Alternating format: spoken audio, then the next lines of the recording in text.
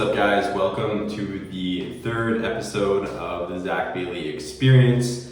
I have been off the podcast grind for the last little bit. I've been traveling and moving and focusing on business, and I figured it is long overdue for another episode to be made. And there's lots of stuff on my mind, but I'm going to keep these nice and short and kind of spread out the topics so you guys aren't, committing to like a 20-minute episode or anything. It'll be nice and digestible. And what I wanted to talk about today is essentially just my current situation. So, also my apologies if this audio is super echoey. I'm currently in my new office, and it's kind of a smaller room, and there's tile floor, not much furniture, so it's gonna be a little echoey for now. So bear with me. But anyways, like I was saying, what I wanted to talk about today was my current situation, and more specifically, my recent move. So I've lived in Winnipeg for like 11 years, something like that. And I finally just randomly moved to Vancouver, my brother and I. And a lot of this kind of shocked like a lot of my friends and family and people I know. It's kind of like a random thing. It's not really in my nature to be sporadic and move like this.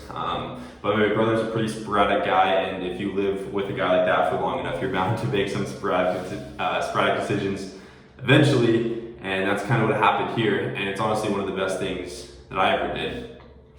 And honestly, a lot of people ask us why we did it. They're like, why would you do that? Oh, it's so expensive, blah, blah, blah, blah, blah. Honestly, just because we could. I feel like a lot of people are super kind of bound by a glass ceiling where they feel like they're stuck in a certain situation or in a certain city or in a certain job, and the only thing that's keeping them stuck is their own mindset.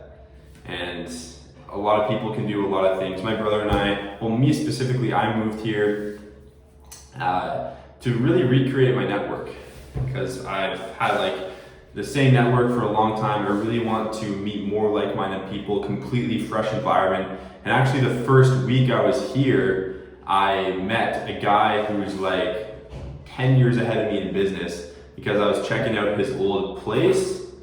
It was complete coincidence, but as a result of that, I met more guys that are like 5 to 10 years ahead of me in business, and it was just completely inspiring. And it goes to show what can happen as a result of going out on a limb and changing up your environment and taking initiative like that. And also, another reason why we moved is, I forget where I heard this stat. I think it might have been on one of Grant Cardone's pieces of content. He said that a large percentage, it was definitely above 50% of people move within an 8-mile radius of their parents' house, like in the same city. And to me, that's just crazy. And it makes sense though, when people are changing different aspects of their life, like school, getting a job, they want to make it as comfortable as possible and staying within their comfort zone. A great way to do that is just by living in the same city, the same neighborhoods, the same vicinity that you've always known. And a lot of people are kind of staying comfortable across many aspects of their life. And that's just a great way to kind of fulfill that need to stay comfortable, to stay at home. And getting out of your comfort zone is honestly, I think, one of the best things you can do. I've heard a handful, there's a serious correlation forming here. I've heard a few entrepreneurs, successful, already made it, in the 7-8 figure range, say, move to a completely new city for 1 to 2 years by yourself and see what happens. You'll be amazed at the growth. And that was kind of another kind of train of thought I had doing this, where it's I want a completely new environment. I want, absolutely nothing to be comfortable about this. And that's what it has been. And as a result of that, I've grown more than I ever have before. Not necessarily more than I ever have before, but quicker. And it's really unbelievable how much this experience has changed my life so far. And what I alluded to before is a lot of people feel like they have a glass ceiling on their current situation. And a lot of people feel like they have to stay in that career, stay in that city, stay in that situation. And Let's use the career example. A lot of people, in fact, 70% of people don't enjoy their job, which is completely fucked if you ask me. And that should change, and it's going to be one of my kind of missions to help change that. But that is what it is right now. And a lot of those people will say that they have no ability to actually change their situation to get out of their current job. And they confuse having the ability with it's difficult to do it. You know, if it's difficult, that means I have no ability, is kind of what their train of thought is.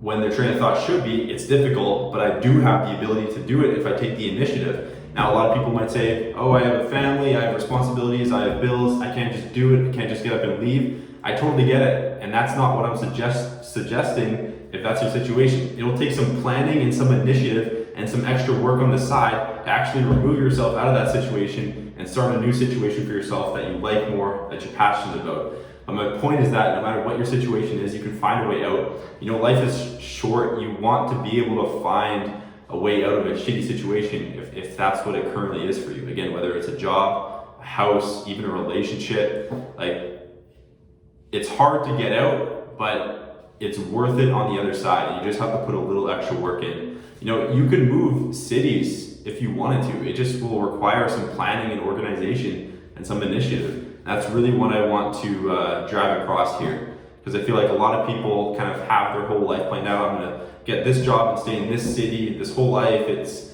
gonna suck, but I'm gonna retire at 65 and then I'll do this. And it's like, that's not what life's about. You know, you don't want to be trapped. You want to feel like you can seize the day, seize the opportunity. And I just want to make more people believe that and kind of open up the door to some more possibilities. So yeah, that's pretty much what I wanted to go over today. If I had to give you some kind of action item or some kind of thing to go away from this podcast with, I would say think of one situation, one aspect of your life that you're currently displeased with or less than satisfied with, and write down on a piece of paper like 5 to 10 different ideas of how to start removing yourself out of that situation. And you'll be surprised what comes up. Brian Tracy has a great suggestion in his book, The Psychology of Selling. He says, write down your biggest goal on a piece of paper each day, and then write below it 20 different ideas of how to accomplish that. And if you're writing 20 different ideas a day, that's gonna stack up over the course of a year. And you think you're gonna have some good ideas to get out of that situation? Yeah, you will. But obviously 20 days is a lot. If you don't want to do that, just do 5 to 10, do 3 to 5, doesn't matter. The point is just start kind of training your brain to orient itself in the direction of, I can get out of this, what can I do about it? And then, it'll be a snowball effect. And once you are in that mindset, once you start thinking about it, once you become aware of the fact that you can change it, then it becomes possible. But as long as you're telling yourself you can't, then it will remain impossible. And I guess that's kind of the underlying punchline of this whole thing. But anyways, I'm gonna end off at that. I hope you guys took some value from this, and I'm gonna start uploading more consistently. So there'll be topics every week and that I hope you guys enjoy, and I'll see you in the next episode.